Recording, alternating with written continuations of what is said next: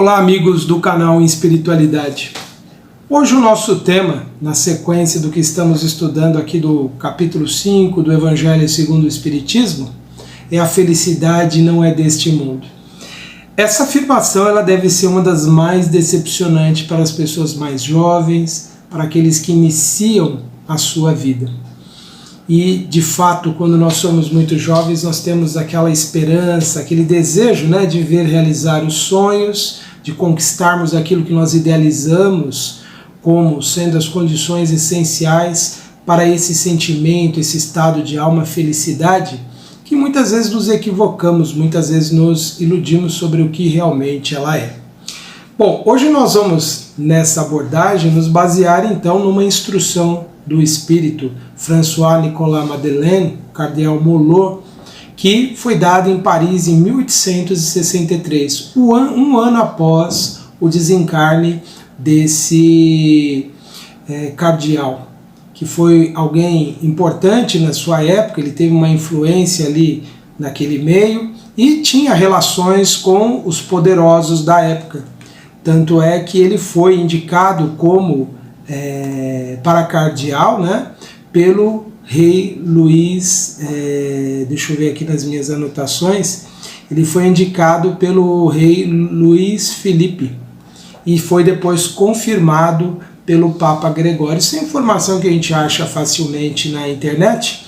Mas por que eu estou trazendo esse dado interessante? Porque algumas coisas que ele vai falar aqui, ele fala da sua experiência, daquilo que ele conheceu aqui na sua vivência terrena. Ele passou bons anos como sacerdote antes de se tornar cardeal, deve ter ouvido muitas confissões, deve ter entrado em contato com todas as pessoas. Ele viveu em Paris por muitos anos, de todas as classes sociais. E para ter sido indicado pelo rei Luís Felipe, provavelmente ele tinha grandes relações na corte, com todas as pessoas ricas e poderosas da época. Uma coisa muito interessante que Molot fala nessa mensagem aqui, destacando algo que ele traz como título da comunicação e que vem lá de um livro do Antigo Testamento, do livro de Eclesiastes, a sentença: a felicidade não é deste mundo. E ele fala isso, que nem a fortuna, nem o poder, nem a juventude, nem todas essas condições reunidas garante às pessoas a felicidade. E ele deve saber bem isso, não somente como espírito, mas como encarnado. Ele deve ter ouvido muitos dos relatos, muitos dos comentários das pessoas que, tendo todas as situações favoráveis, elas se sentiam infelizes. E até nos nossos dias é assim, basta a gente pesquisar aí a vida de tantas pessoas famosas, pessoas sempre em destaque, com juventude, beleza, influência, dinheiro, recursos, e as pessoas não são felizes.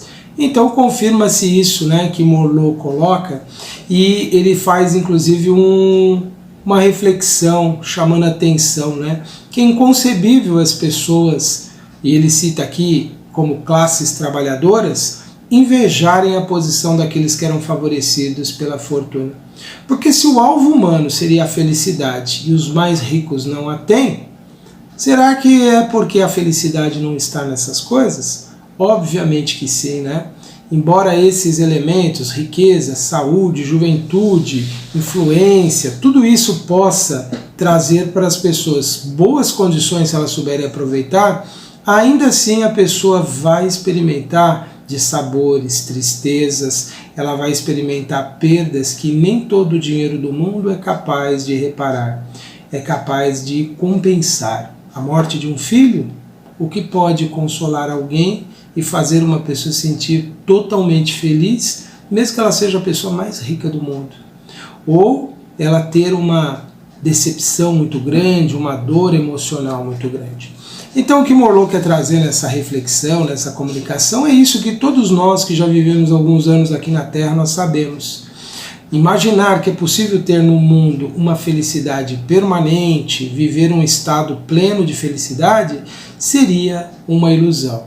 E nós percebemos que a vida ela traz sempre muitos desafios, muito aprendizado. Mesmo quando todos esses fatores estão presentes em nossa vida, nós somos testados permanentemente. Permanentemente nós somos checados sobre os nossos valores, as nossas conquistas espirituais, e nós não podemos dizer assim permanentemente que nos sentimos felizes. Podemos dizer até que temos momentos felizes, podemos fazer um balanço e considerar que no geral nós somos felizes, mas essa felicidade que é tão ambicionada pelo ser humano, essa felicidade ela não é possível aqui na Terra, né? E ele diz ainda que só muito excepcionalmente a humanidade teve em algum momento essas condições reunidas, e nem foi toda ela. Em algum momento as pessoas se sentem um pouco mais ou um pouco menos felizes, e isso é absolutamente natural. Isso leva inclusive alguns pensadores, algumas pessoas, a considerarem que é uma ilusão imaginar que existe a felicidade para o ser humano. Que isso é um sonho que o homem idealizou, um desses momentos em que ele pensa que é possível ser feliz, que é possível reunir todas as condições para se sentir plenamente bem o tempo todo. Nós sabemos que é impossível uma vida ser caracterizada, então, plenamente como feliz, a não ser que a pessoa reveja os seus critérios de felicidade. A não ser que a pessoa reconheça que, por exemplo, trabalho, esforço, decepção, lutas, provas, desafios também sejam elementos da felicidade. Aí a pessoa vai poder se considerar, sim, no geral, feliz. E é por isso que faz sentido quando os espíritos falam, né, nas comunicações, quando eles trazem essas ideias, faz sentido então quando eles falam para nós abençoarmos as dores, os sofrimentos, as lutas, porque elas são caminhos para conquistar a felicidade permanente, que seria muito mais algo decorrente da forma como nós lidamos com as situações. Bem, não é bem isso que Morlot colocou na sua comunicação, vamos nos ater ao que ele realmente trouxe. Então a nossa felicidade terrena, ela é sempre o quê? Efêmera. Nós num período estamos bem, no outro não. E isso é absolutamente natural. Talvez reconhecer isso, né, de que faz parte da vida, essa alternância de momentos, é que vai nos ajudar, vai nos amparar nos momentos tristes, nos momentos que nós não somos felizes. Ele coloca aqui de uma forma que é interessante pensar sobre isso, que é assim, olha, aquilo em que consiste a felicidade terrena é de tal maneira efêmera, quer dizer, passageira, para quem não se guiar pela sabedoria. Então é isso, se a gente se guiar como critério para avaliar o que é felicidade, as aparências, as conveniências, o conforto, a comodidade da vida terrena, nós vamos nos decepcionar muito. Porém, se nos guiarmos com sabedoria, nós vamos perceber que a vida pode ser entendida, talvez não como completamente feliz, mas como uma feliz oportunidade de existir. Como uma oportunidade que, alternando momentos felizes e infelizes, nos trazem ali o nosso progresso, o nosso crescimento, o nosso amadurecimento, ou seja, a nossa evolução espiritual. Então essa sabedoria que ele fala é justamente a gente compreender a nossa existência, compreender a importância das experiências negativas na vida e aceitá-las. É aquela história lá que virou até brincadeira entre as pessoas, aceite que dói menos. E é verdade, quando a gente reconhece que faz parte da existência o desafio, a dificuldade que faz parte da existência, o suor para obter resultados, nós estaremos numa posição de verdadeiramente sábios e as coisas não terão o peso, não serão tão difíceis para nós. Ele fala aqui que quando nós... ele fala aqui algo também assim, olha, conclui nessa frase, né? Que eu vou repetir a frase inteira que ele colocou, olha, aquilo em que consiste a felicidade terrena é de tal maneira efêmera para quem não se quer guiar pela sabedoria, que por um ano, um mês, uma semana de completa satisfação, todo o resto da existência se passa numa sequência de amarguras e decepções. Então, se a pessoa ela elege um momento que ela vai fazer tudo o que ela quer, tudo o que ela deseja para se sentir feliz, pode ter as consequências que para um longo período, ou mesmo até a vida inteira, repleta de dificuldades, repleta de amarguras e dores. Isso remonta àquilo que nós já falamos, né? De que muitas das nossas infelicidades são produzidas aqui mesmo. E ele ainda prossegue dizendo assim, que é muito natural que, reconhecendo que a Terra é um mundo de provas e expiações, nós vamos reconhecer então que deve existir outras moradas, outras dimensões, outras experiências em que o ser criado por Deus vai viver essa felicidade. E isso se passa então nesses mundos superiores, mundos onde as nossas imperfeições, as nossas misérias já foram superadas, onde essas dificuldades que nós criamos já foram vencidas, lugares onde habitam seres que aprenderam a lidar com as suas imperfeições e demonstraram seus melhores e maiores valores. São essas moradas felizes que podem estar em outros mundos, em outros planetas, em outros sistemas solares, como pode ser também em dimensões espirituais que estão aqui, muito próximas a nós, mas que os habitantes delas, vivendo numa outra ordem de pensamentos, em outra frequência vibracional, vão estar vivendo uma realidade que pode ser até na nossa mesma posição aqui geográfica, vamos dizer assim, mas que nós não percebemos. Podem existir outras dimensões muito além aqui do que nós somos capazes de perceber. Mas nós temos que considerar que a Terra, nesse longo processo em que ela vem na sua evolução, não apenas física, biológica, mas igualmente espiritual, ela vem progressivamente se tornando um mundo cada vez mais feliz. É verdade sim que existe no planeta inúmeras regiões de muita dor, de muito sofrimento, e que mesmo numa cidade, num país onde há prosperidade, fartura, há os indivíduos que estão sofrendo, que estão passando por privações ou por dores e que estão ali em sofrimento. Mas o fato é que, progressivamente, o mundo terreno, o nosso planeta, vem evoluindo e vem se tornando, pouco a pouco, ainda que lentamente, um mundo mais feliz. E um dia o será completamente. Mas para nós alcançarmos isso, nós precisamos trabalhar pela nossa evolução individual e pela evolução coletiva. Nós que imaginamos e que desejamos esse mundo renovado, esse mundo diferente, precisamos entender que a busca da felicidade apenas para si mesmo é o que levou o homem à procura da maior infelicidade, gerada pelo egoísmo, porque muitas vezes nessa busca de atender apenas a si mesmo, o homem cria distúrbio, sofrimento, dor sobre as vidas alheias. E é aí que ele gera para ele mais infelicidade, porque é da lei divina que cada um receba de volta tudo aquilo que tem oferecido à vida. É por isso que o Espírito ele convida no último parágrafo da mensagem, dizendo assim, que cada um de nós nos libertássemos energicamente, ele usa essa palavra, né, do homem velho, que a gente abandone os nossos hábitos egoístas, que a gente abandone os nossos hábitos de busca da felicidade apenas para nós mesmos, e que trabalhemos para que mais e mais pessoas possam ter melhores condições, possam progredir. É essa a grande e importante ação que nós podemos fazer para contribuir para o nosso planeta se tornar um mundo melhor. E ele fala sobre o papel do Espiritismo, né? Ele como daqueles espíritos que veio trazer a sua contribuição, esclarecendo sobre a vida terrena, né? E esclarecendo sobre as leis espirituais que regem os destinos humanos, ele compreendia que ao homem conhecer a sua realidade espiritual revelada pelos espíritos e que ficou codificada nessa doutrina que nós chamamos de Espiritismo, passaria a ter então maiores chances de progresso.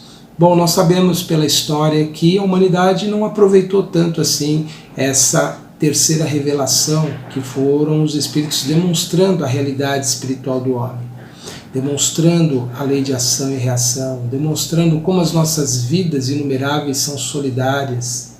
E ele então vem conclamar aquelas pessoas do século XIX que estavam ali numa reunião no ano de 1863, muito provavelmente lá na Sociedade Parisiense de Estudos Espíritas, fundadas por Allan Kardec. Ele vem convidar aquelas pessoas, mas esse convite permanece, inclusive para nós aqui no século XXI também. Ele diz assim, olha, entregai-vos inteiramente à divulgação desse Espiritismo, que já deu início à vossa própria regeneração. Para aquelas pessoas e para nós que temos aprendido com o Espiritismo, ele já nos ajuda nessa regeneração. E ele ainda falou para aquelas pessoas e fala para todos aqueles que se sentirem tocados por essa mensagem. É um dever fazer vossos irmãos participarem dos raios dessa luz sagrada. A obra, portanto, meus caros filhos, que nesta reunião solene todos os vossos corações se voltem para esse alvo grandioso de preparar para as gerações futuras um mundo em que a felicidade não seja mais uma palavra. Então nós queremos a felicidade, precisamos entender isso, que nós estamos no mundo trabalhando por ela, não para a nossa felicidade, mas para a coletiva. Se verificarmos tudo que gerou dor e sofrimento no mundo, foi essa busca desesperada da humanidade de buscar felicidade apenas, os indivíduos buscarem apenas para si mesmos e não pensarem no coletivo. Tudo que nós observamos hoje que representa atraso na existência humana é fruto do egoísmo. E quando ele fala dessa luz sagrada, é o conhecimento que ilumina, é o conhecimento que esclarece, não só do Espiritismo, mas de tudo que nos revela a nossa verdadeira natureza como seres humanos, como seres espirituais em evolução, como seres que necessitamos desenvolver as virtudes, necessitamos desenvolver o amor. Enquanto nós não trabalharmos nesse sentido, a felicidade continuará sendo uma palavra vã.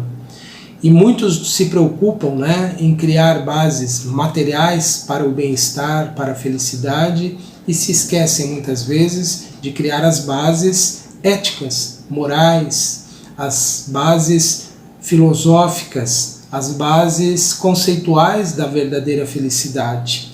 Esquecem de criar ali as bases de exemplos nobres, grandiosos para as novas gerações.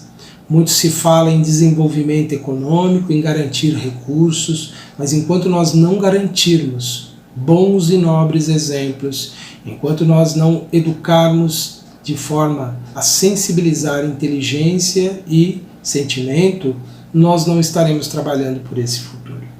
Então que todos nós tenhamos esse compromisso de fazer sempre algo de melhor pelo coletivo, favorecendo de alguma forma o progresso de todos. Eu convido então neste instante para a nossa prece, para o nosso agradecimento a Deus e aos bons espíritos, pelo auxílio, pelo amparo que recebemos. Que das nossas atividades, Senhor, dos nossos esforços, possam sempre resultar bons resultados para todos. Que tenhamos sempre o compromisso, Senhor, de realizar aquilo que nos cabe, de uma forma íntegra, da melhor maneira que nós conseguirmos. Que sejamos positivos em nossas ações, afirmando e vivenciando o bem. Que tenhamos a força necessária, Senhor, para vencer os desafios, os impedimentos que nos limitam, que de alguma forma têm nos impedido de colaborarmos mais na obra do bem.